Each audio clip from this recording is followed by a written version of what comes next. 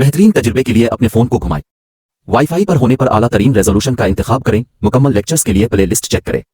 मुकम्मल कोर्स के लिए अभी सब्सक्राइब करें। स्टूडेंट्स अभी स्टार्ट कर रहे हैं चैप्टर नंबर 1। अच्छा, अभी हमारे जो ये लेक्चर्स हैं ना, ये ऐसे लेक्चर हैं कि एक चैप्टर को हम लोग एक दिन में 2 दिन में इस तरह से हम पढ़ेंगे, क्योंकि एग्जाम में 3 से 4 मंथ है।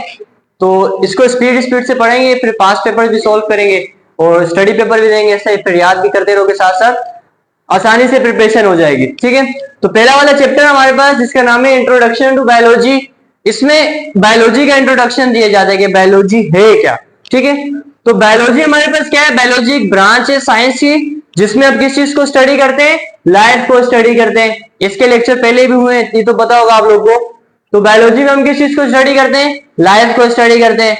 इसके बाद आती है बायोलॉजी की डिवीजन। बायोलॉजी के कितनी डिवीजन है? 3 डिवीजन है। एक जूलॉजी, दूसरा बॉटनी, तीसरा माइक्रोबायोलॉजी। इस जूलॉजी में जू मतलब एनिमल्स के बारे में पढ़ते हैं।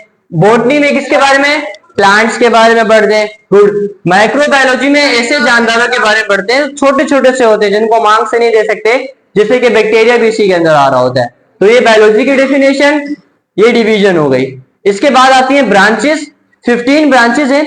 एग्जाम में 3 पूछ लेते हैं या 5 पूछ लेते हैं, लेकिन आपने इन सबको याद करना होता है। ठीक है, आसान है। सबसे पहले हमारे पास है मॉर्फोलॉजी। मॉर्फोलॉजी में हम लिविंग ऑर्गेनिज्म के एक्सटर्नल स्ट्रक्चर को पढ़ते हैं। एक्सटर्नल का मतलब होता है बाहर, कि वो जानदार बाहर से कैसा है। आप देखते हो कि हर इंसान मतलब एनिमल भी देख लो, बाहर से सब अलग अलग है, डिफरेंट है। तो उसकी स्टडी को हम कहते हैं मॉर्फोलॉजी। जब उनको अंदर से स्टडी करें ओपन करके, तो उसको क्या कहते हैं? एनाटॉमी या एनाटॉमी। इसमें क्या करते हैं? इंटरनल, उस जानदार को अंदर से स्टडी करते हैं। नेक्स्ट हमारे पास है सेल बायोलॉजी। इसमें किसको स्टडी करते हैं? सेल को।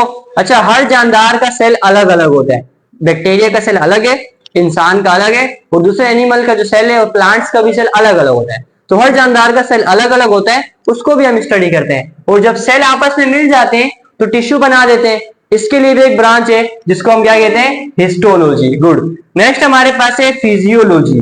इस फिजियोलॉजी में हम जानदारों के बॉडी फंक्शंस के बारे में पढ़ते हैं। अब हमारी बॉडी का एक हाथ ये पार्ट है, इससे हम अलग अलग कोई फंक्शन परफॉर्म करते हैं। अब जैसे हमारे पास एक बर्ड है, परिंदा, उसका भी हाथ ही होता है, लेकिन वो उससे अलग फंक्शन, वो उससे उड़ा होते हैं, हम तो नहीं उड़ सकते ना हाथ से। तो हर जानदार अपनी बॉडी के अलग अलग फंक्शंस परफॉर्म करता है, उसके बारे में हम किसमें पढ़ते हैं? फिजियोलॉजी में। नेक्स्ट हमारे पास क्या है?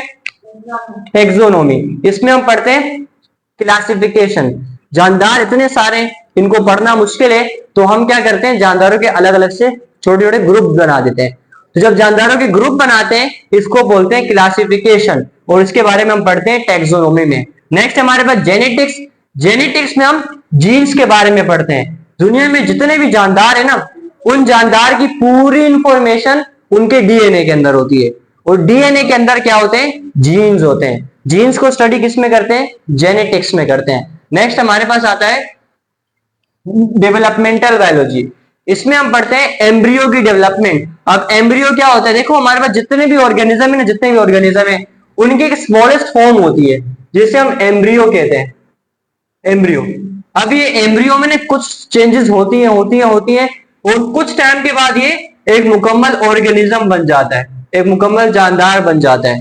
तो यहां से लेकर यहां तक बीच में जो चेंजेस होती हैं, उस चेंजेस के बारे में हम पढ़ते हैं डेवलपमेंटल बायोलॉजी में। नेक्स्ट हमारे पास इन्वायरमेंटल। इन्वायरमेंट का मतलब क्या होता है? माहौल। तो इस ब्रांच में हम माहौल के बारे में पढ़ते हैं। आप सबको पता है कि पाकिस्तान का माहौल अलग है और किसी मुल्क का माहौल अलग है, तो हर जगह का माहौल अलग अलग होता है, उसको भी स्टडी किया जाता है, क्योंकि माहौल की वजह से जो ऑर्गेनिज्म है उस पर भी इफेक्ट पड़ता है। ठीक है, नेक्स्ट हमारे पास है पैलियोंटोलॉजी। इसमें हम क्या करते हैं? इसमें हम पढ़ते हैं फॉसिल्स। ये क्या होते हैं? ऐसी कोई चीज जो बहुत पहले कभी हुआ करती थी, अभी नहीं। हमें उनके बारे में कैसे पता चलता है? हमें मिलते हैं उनके फॉसिल्स, मतलब उनकी हड्डियां मिल जाती हैं, उनके हेयर्स मिल जाते हैं, उनकी बाकियात जो मिल जाती हैं, उन्हें कहा जाता है फॉसिल्स। तो फिर हम उसको स्टडी करते हैं, उसके बारे में हमें पता चलता है कि यार पहले कभी ये जानदार रहा करता था। नेक्स्ट हमारे पास है बायोटेक्नोलॉजी। इसका मतलब होता है मशीन्स, और बायो का मतलब होता है लाइफ। तो हम लाइफ के ऊपर मशीन्स यूज करते हैं, और हम क्या करते हैं? इनके जीन को चेंज कर देते हैं। एक जानदार के जब जीन्स को चेंज करेंगे तो वो जानदार भी क्या हो जाता है, चेंज हो जाता है। नेक्स्ट हमारे पास है सोशियोलॉजी, इसमें जानदार का सोशल बिहेवियर के बारे में पढ़ जाते हैं। नेक्स्ट हमारे पास इसमें हम बिहेवियर के बारे में पढ़ते हैं कि हर जानदार का बिहेवियर अलग अलग होता है। अब जैसे फर्स्ट करो ईद में हम लोग एक जानवर लेके आते हैं काटने के लिए, तो उस जानदार का पहले माहौल अलग होता है, हम जैसी माहौल चेंज करते हैं बिहेवियर चेंज हो जाता है, तो इस तरह से वो और किसी को मार रहा होता है, तो इस तरह से जानदार का माहौल चेंज करो उसका बिहेवियर चेंज हो जाता है, तो बिहेवियर को भी हम स्टडी करते हैं। नेक्स्ट हमारे पास है, नेक्स्ट ब्रांच का नाम क्या है, पैरासिटोलॉजी, इसमें स्टडी करते हैं पैरासाइट्स को।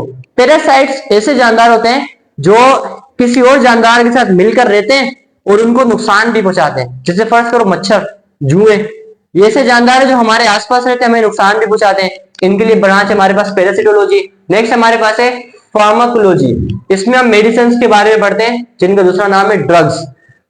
नेक्स्ट लास्ट हमारे पास आते हैं मोलिक्यूलर बायोलॉजी, इसमें हम पढ़ते हैं बायोमोलिक्यूल्स के बारे में। बायोमोलिक्यूल्स क्या होते हैं, ऐसे मॉलिक्यूल जो लाइफ के अंदर पाए जाते हैं, हमारी बॉडी में 5 से 6 टाइप के मॉलिक्यूल होते हैं, उन सबको बायोमोलिक्यूल कहते हैं, उनके बारे में स्टडी करते हैं मोलिक्यूलर बायोलॉजी में। इसके बाद हमारे पास नेक्स्ट क्वेश्चन आता है रिलेशनशिप ऑफ बायोलॉजी, इसमें हम क्या करते हैं बायोलॉजी का ना किसी और से रिलेशनशिप बनाते हैं। फर्स्ट करो नंबर 1 हमारे पास है बायो फिजिक्स। अब आपने देखा होगा बायो तो हम अलग पढ़ते हैं, फिजिक्स अलग पढ़ते हैं, दोनों अलग अलग है, लेकिन यहाँ पे हम इन दोनों को मिला देते हैं, रिलेशन बनाते हैं, तो एक ब्रांच बन जाती है। इस ब्रांच को हम लोग अप्लाई कहाँ करते हैं, ये ज्यादातर हॉस्पिटल्स में यूज होती है। आपने सुना होगा अल्ट्रासाउंड मशीन के बारे में, जो अल्ट्रासाउंड मशीन है ना वो इस ब्रांच में इस्तेमाल होती है। नेक्स्ट हमारे पास है बायोमेट्री, इसका मतलब होता है लाइफ, इसका मतलब होता है मैथ। तो हम लोग क्या करते हैं लिविंग ऑर्गेनिजम्स के ऊपर मैथ अप्लाई करते हैं। अब फर्स्ट करो मेरे पास बहुत सारे जानदार हैं, मैं बोलूं इनका हिसाब किताब लगाओ, तो आप उसको काउंट करोगे 5 है 6 7 है जो भी है, ये जो काउंटिंग है ये तो मैथ में आती है, तो इसके रिलेशनशिप को हम कहते हैं बायोमेट्री। नेक्स्ट हमारे पास है बायोकेमिस्ट्री, बायोकेमिस्ट्री में हम लोग इसी बायोमोलिक्यूल्स के बारे में पढ़ते हैं, जो हमारे अंदर बायोमोलिक्यूल होते हैं ना 5 से 6 टाइप्स के। नेक्स्ट हमारे पास है बायो इकोनॉमी, इसमें हम क्या करते हैं, इसमें हम देखते हैं कि हम अपने माशरे में ऐसा एनिमल लेकर आए जिससे हमें फायदा हो, ठीक है, तो वो हमारी माशरा अच्छा हो जाए, इकोनॉमी अच्छी हो जाती है। लास्ट हमारे पास है बायो जियोग्राफी, इसमें क्या करते हैं, ये हो गया बायो और जियोग्राफी, इसका मतलब होता है अर्थ, इसमें हम अर्थ के रीजन्स पढ़ते हैं कि इस वाले रीजन में ये वाले जानदार है, इस वाले रीजन में ये वाले जानदार है। अब जैसे कुछ एनिमल है वो पाकिस्तान में ही पाए जाते हैं, कुछ एनिमल ऑस्ट्रेलिया में ही पाए जाते हैं, तो इस तरह के एनिमल की डिस्ट्रीब्यूशन जो है वो लाइफ की वो हम इसमें पढ़ते हैं बायोजियोग्राफी।